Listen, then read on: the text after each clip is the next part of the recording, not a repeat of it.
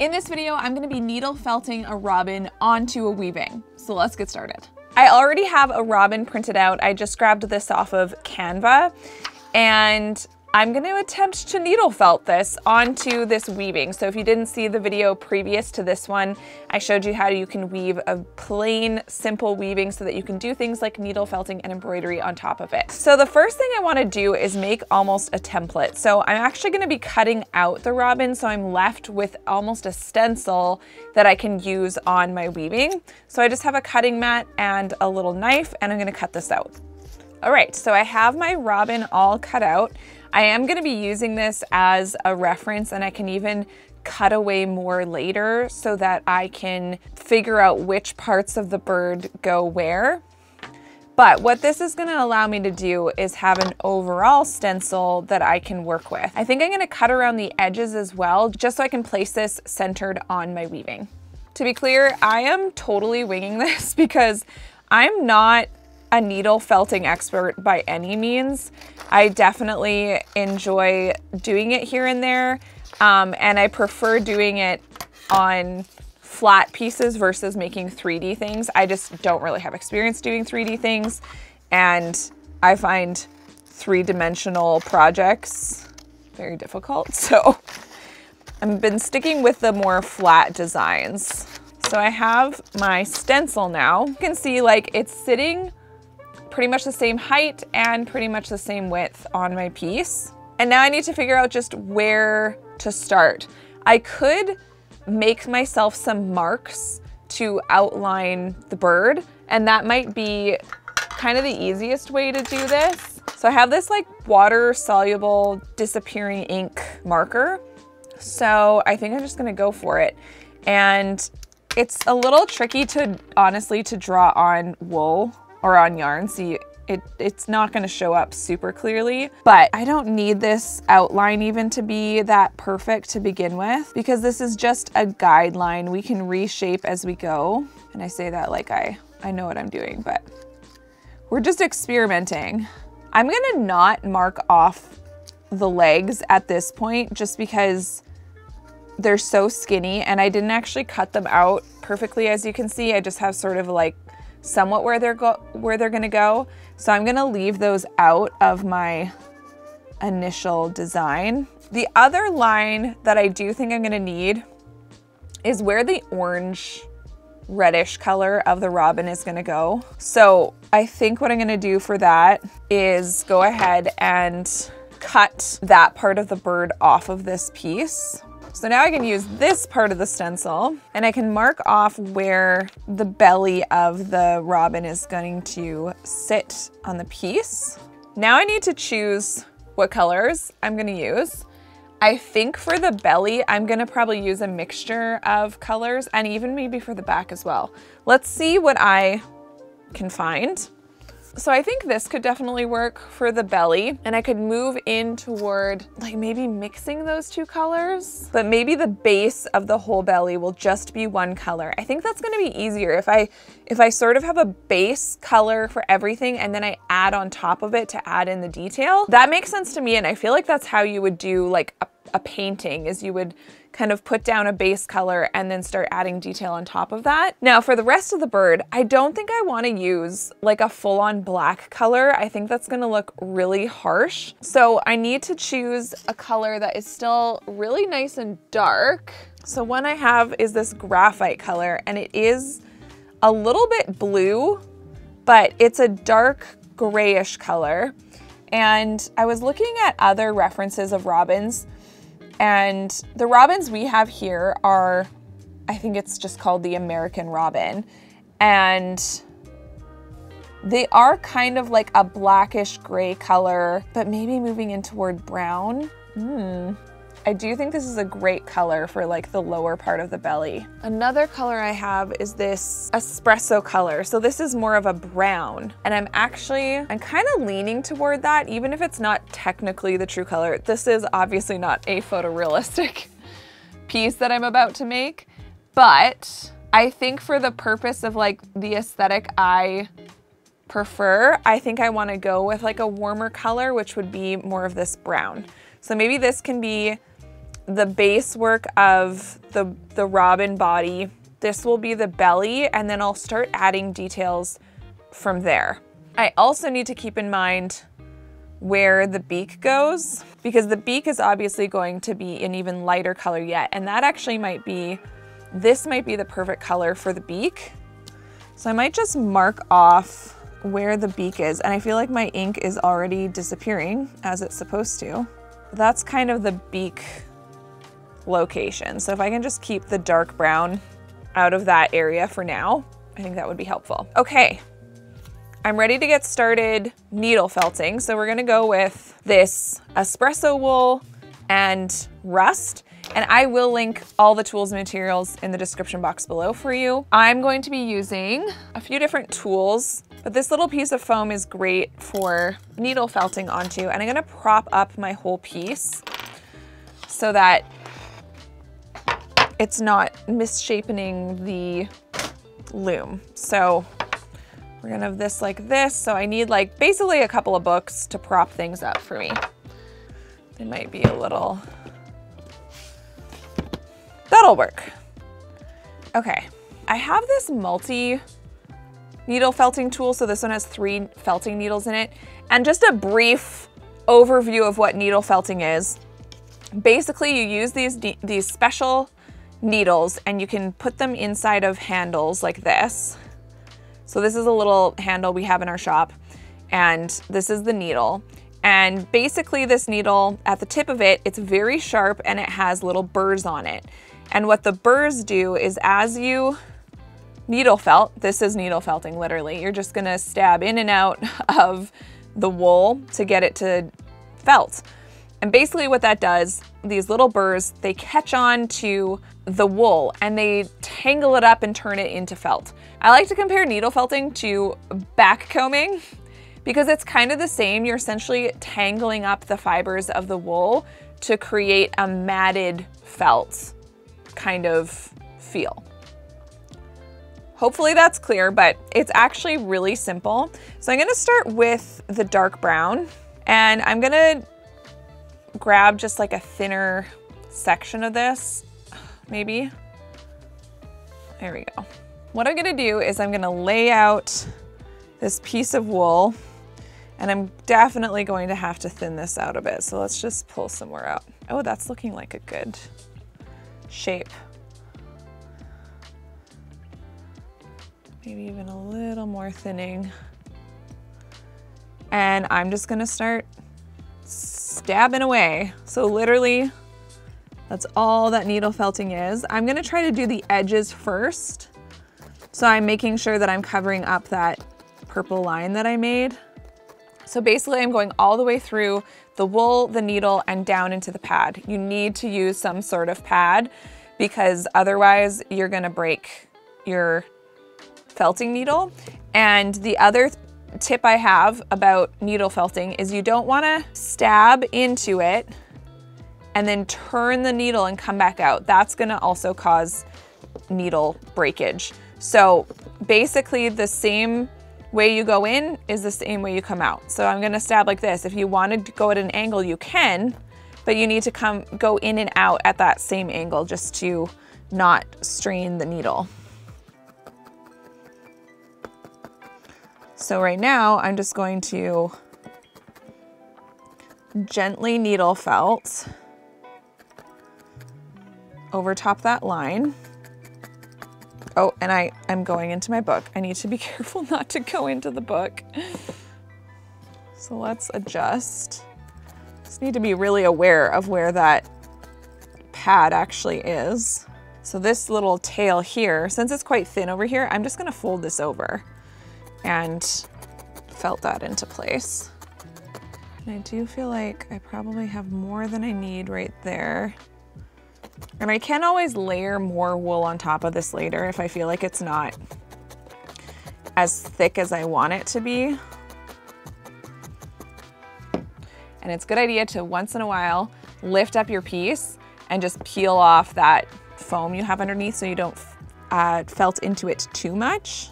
So I should be referring back to this as well. So I have the bit of this angle here that I feel like I'm not quite accomplishing.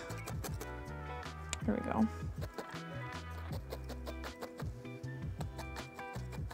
Okay, this is getting a little thick, so I might try to just thin that out a bit. So I'm just kind of holding here. Merino wool has really long fibers. So if I hold here and I just pull like this, you can see it comes out in like a tapered kind of piece. So I'm not just pulling out big chunks. Looking at this now, because of the way a robin is shaped, I feel like the black should almost be, or the dark color should be almost coming over the orange. So I might just, since I haven't felted this much, I'm gonna pull this up a little bit and I'm gonna go do the orange now and then have the dark brown be layered over top, because I feel like when you look at that bird, because of the way the wings sit over top of the orange, that's probably the better way of doing this. So let's grab a piece of this and just start getting the orange in place.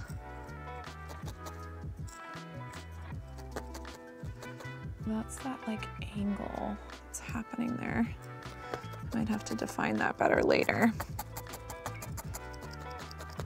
Okay, so now I've got the red more in place. Well, in place. Doesn't have to be fully felted. Now I'm gonna go in with this dark brown. So you can see that I'm actually getting that bit of a layer over top of the orange, which I think just looks more like a robin would look. Now there is supposed to be that one little where the orange goes into here. So I'm gonna have to add that after. Referring back to my little reference piece.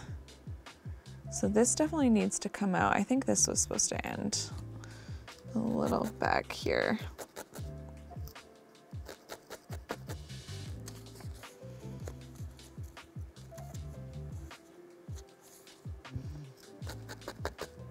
Trying to create this little nook right here. So I'm gonna try just holding that with my tapestry needle so I can try to get that angle in there a little better. Okay, and then this can all sit down here. And we do have a wing in here. We're getting there. All right, I'm just gonna keep working this base work until we've got sort of like all of the main colors on here. I almost left like a wing kind of more open here, and I kind of like that, but I don't know if I'm gonna keep it that way for sure.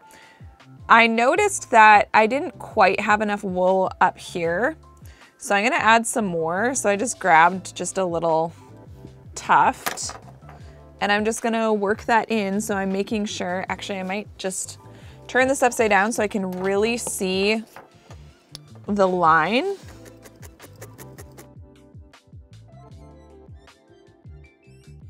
Okay, I feel like the shape is really looking good so far. I'm definitely glad I went with the brown over this like very bluish color. To me, it's just warmer, and I'm definitely, especially for a nature-inspired piece, I like the warmer colors. I'm just trying to really make sure that I get this nice peak right there, and I think that's working out for me pretty well.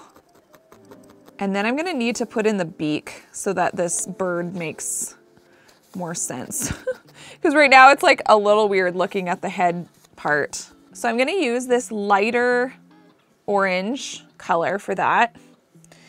And then for the darker portion, I could go ahead and use this darker color if that seems like it's gonna fit well. Do you see this angle here? This is gonna be a little tricky. So there's like an angle here and then it goes up there. So I'm gonna have to try to mimic that the best I can. Wearing a hat for this one probably wasn't the best idea. Trying to stay out of your view. Even if I just left it like that, it's pretty good. I like it. So I feel like I could have just added a little bit more to the very tip of the beak. So I'm just gonna take the smallest little piece and see if I can do that. That's looking pretty good. And I'm gonna need to add this little line right here. And I definitely do wanna add that. I think it'll just define the beak nicely. So I took a really, really thin piece. So I'm just kind of twisting this.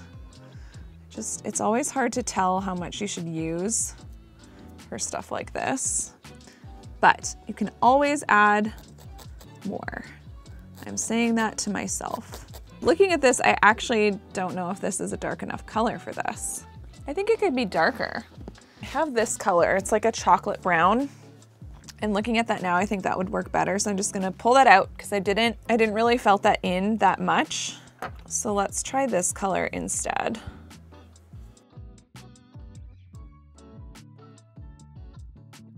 I'm just gonna use my scissors to trim this excess off. And I might need to go in later and define that a little more. I'm not sure if that's quite dark enough. Oh, and maybe I had it placed wrong also. There we go. This part's gonna be a little bit hard. I'm gonna start with the belly. You see how it goes from light to dark here? So I'm wondering about taking this much lighter orange and taking a really, really thin piece of it, like this, and working it in so it almost has a bit of an ombre effect. So let's see if that'll even work. That might not be thin enough. Okay, pull that up. So you can see it's just really light. That might not even show up, but I want to be careful how I'm adding the details in so I don't go overboard. That's working pretty good. You can see that it's a little lighter up there now. And then once I have that in place, I'll just go in with this one. It's just adding a very subtle highlight. I might do just a touch more. I'm gonna start working on the eye next. And if you've seen a robin, there's actually some white feather color and then a very dark black eye. So that's what I'm gonna try to accomplish. I think in the eye, it would look better if the eye was done first and then the white was actually put around that. Because if you think about it, our eyes, and even the robin's eyes when I'm looking at a real reference, don't pop out of their head beyond their feathers. Like there's still a bit of overlap over top of the eye. So I sort of have an eye. And I think I need to get the white going around it.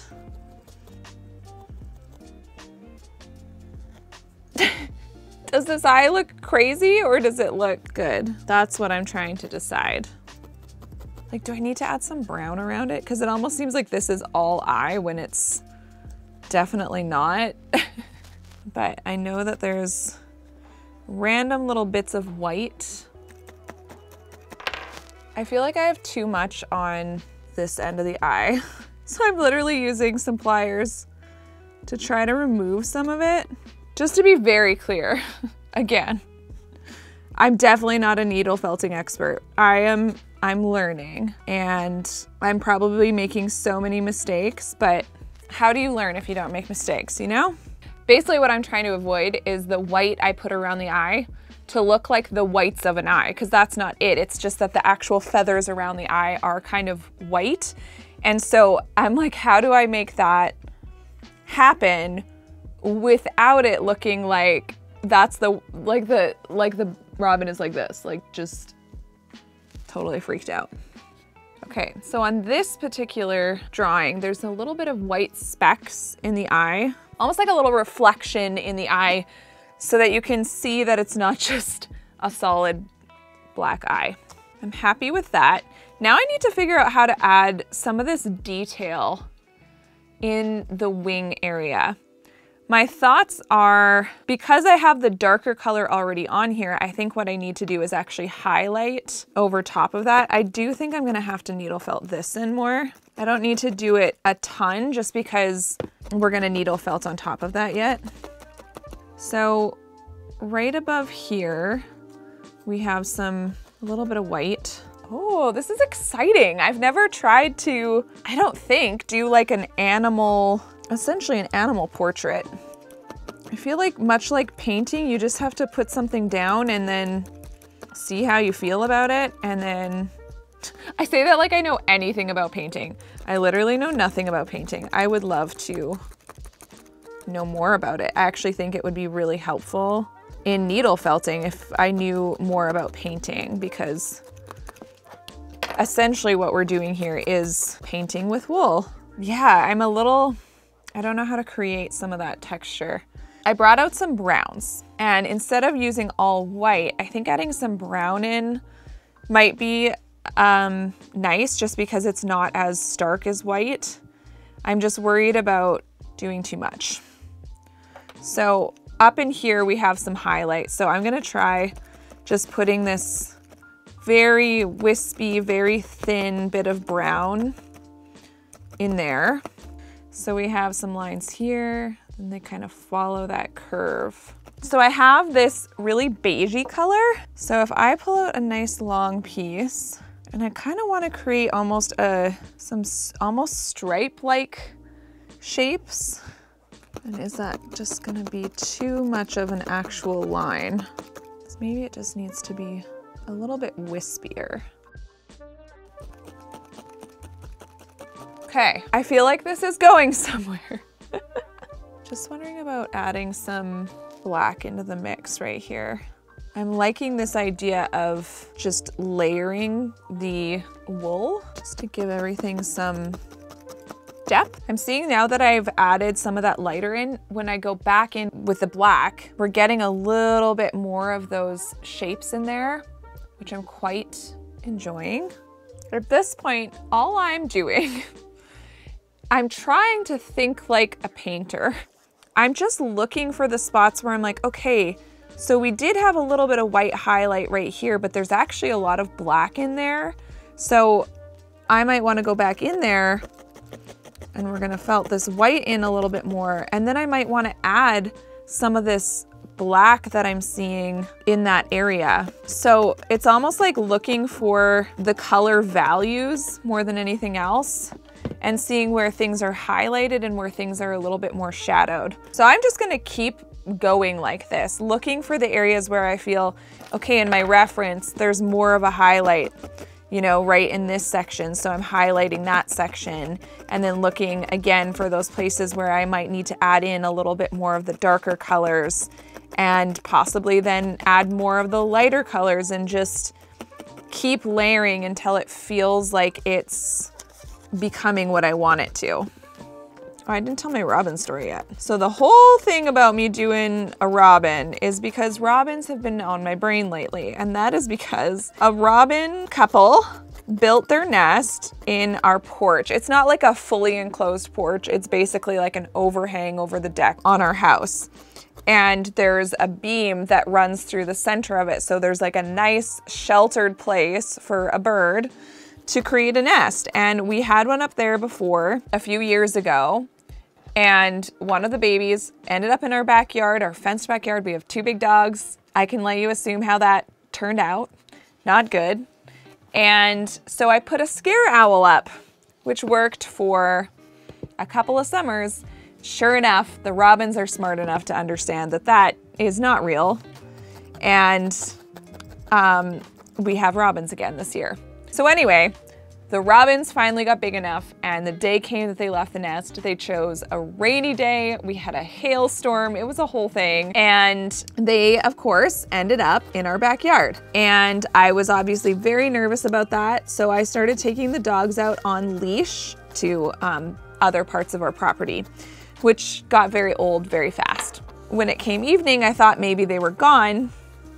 But sure enough, I went out with a flashlight. I walked the perimeter of our backyard, and I found 3 babies just all tucked in for the night against our fence and in our long grass. So the next couple of days were very annoying just because we had to obviously not use our backyard, or I kept the dogs in parts of the backyard that I knew the little birds wouldn't be, because it takes like 2 weeks for baby robins to learn how to fly confidently after they leave the nest. So it's like, it's quite a long time.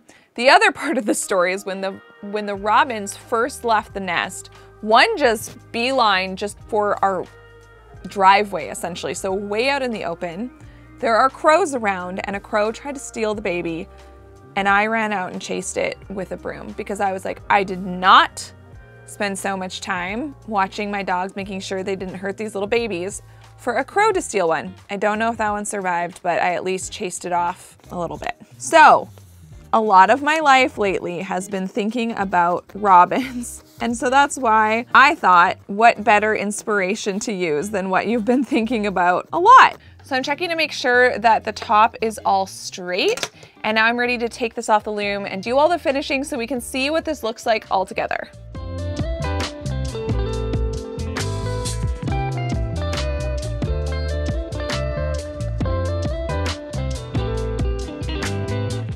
All right, you guys, the robin needle felted woven wall hanging is done. Let's have a look at the final piece. I think this was pretty great for my first attempt at like a real animal needle felting situation. And if you enjoyed this video, check out this one next.